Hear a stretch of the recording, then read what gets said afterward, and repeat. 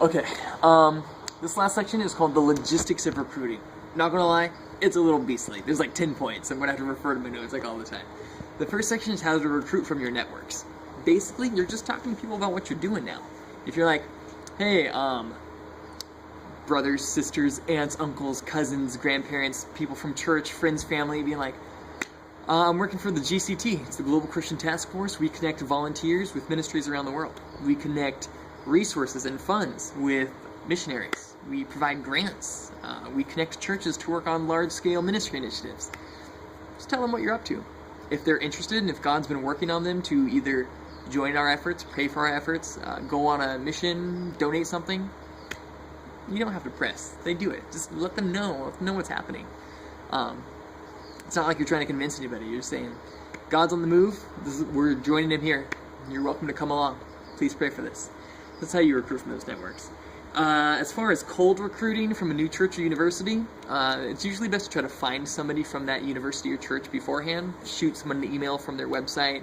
Look for missions committee or elders or preacher at a church, at a university. If it's Christian, look for their campus ministry or their church office. If it's a state university, look for Christian groups on campus, their contact info or their presidents. Greek groups, their directors or their presidents, the chaplains maybe. Those are very useful places to go. Service-oriented groups.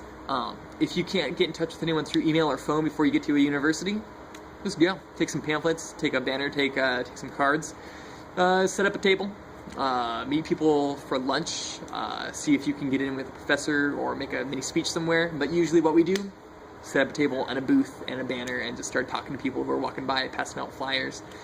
It's very useful. But before you do everything, pray. Because, I mean, if God's not with you, I mean, he will send nobody. He will probably send dogs to kill you. So pray before you do any of this. As far as university rep and team leader training, you're going to want to go through the university rep agreement and the team leader agreement with each person. And it's kind of a contract that they have to sign with you before they're allowed to start university rep training and before they can start being a team leader. So make sure you are very well versed in what it means to be a university rep and a team leader before you kind of pat them on the butt and help them go. You need to know what they're getting into so you can help them understand what they're getting into. You'll also need to watch all the university rep training videos, of which there are 3, and they're an awful lot like these videos, because they were filmed right now. So, you'll need to watch those. You'll also need to watch the team leader training and team volunteer training, which are parts 1 and 2 of the missionary training DVD. If there's a part 3 at some point soon, you'll need to watch that as well. You're going to have weekly check-ins with Leah and the admin team. So your weekly check-ins are most likely going to be on Thursday nights with Leah and the rest of the recruiters, and the admin team check-ins are Monday nights. So just check your GCT email, you'll be getting that. But Leah's meetings are a good time for the recruiters to check in, talk about the good and the bad and the ugly of how recruiting's been going, what you guys may successes with God or struggles that you need prayers with. It's a family, so don't think of it as like just a typical conference or business meeting. It's a family coming together to talk about how they could use support and prayer as they're recruiting for God's missions. Alright, you're going to have also weekly check-ins with your university reps and teams from churches that you might have recruited as well. So make sure you're setting up a half-hour to an hour weekly Skype or phone session or in-person session if you're near them, over coffee maybe, with your university reps or the team leaders from churches you might be recruiting from. That's a time to really pour into their heart. Ask them how they're doing spiritually, challenge them, ask them what they're going through in their spiritual life, in their family, in relationships, in school, and just work, whatever, and then get to teams and recruiting and all that jazz. So like, it's a time to talk about logistics, but more so it's a time to talk about their heart. So that's the time to do it, that half hour or an hour a week with each of your university reps. And depending on how many you think you can handle, that's up to you. If you want to take more time with certain university reps, you can spend more time with them, that's fine. Don't burn yourself out.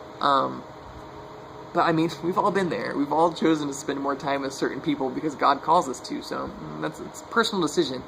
But if you don't feel like you can take on 20 university reps, yeah, take on 10, take on 5, take on 1. You know what you have time for, and you know, after getting to know them, what God's going to need you to do with them.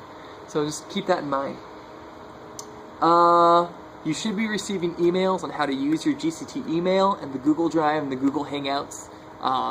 We are a Google-friendly organization, so make sure you're checking your email regularly. If you're on the road or you need to access it somewhere, just go to email.thegct.com to access the web portal.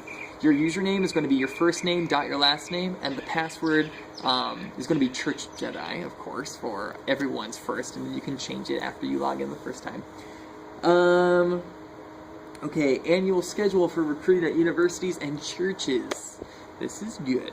We wanted you guys to have money throughout the year instead of giant pushes of recruiting and then one paycheck and then starvation. Amanda and I are used to that. Who needs to eat? But we wanted you guys to live a rather normal life. So, the schedule for recruiting for universities and churches is in your packet that you've received from us. So check your GCT email.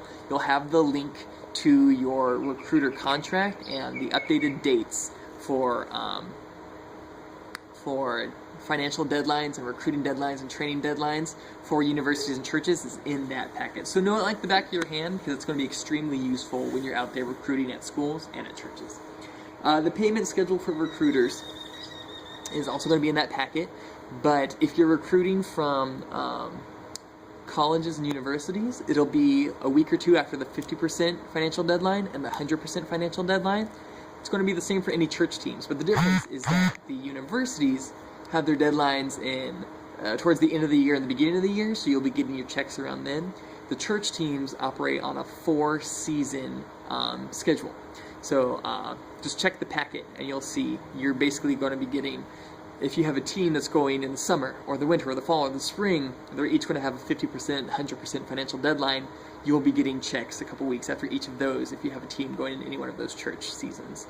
But basically, if you're recruiting all year round, you'll be getting checks 8 out of the 12 months. So that'll be good. It'll be very useful. That means that's a very flexible job. You can do it from home, you can do it on the road, you can do it from Starbucks or Denny's, you can do it from a park. Really, you can do it while you have another job, or if you are going to school part-time, or if you are raising kids, whatever. It's very flexible. You can look after one university rep and one team and make a couple grand in a year. You can look after, 5, 10, 15, 20 university reps, a lot of teams, and make a substantial more amount for a reasonable income.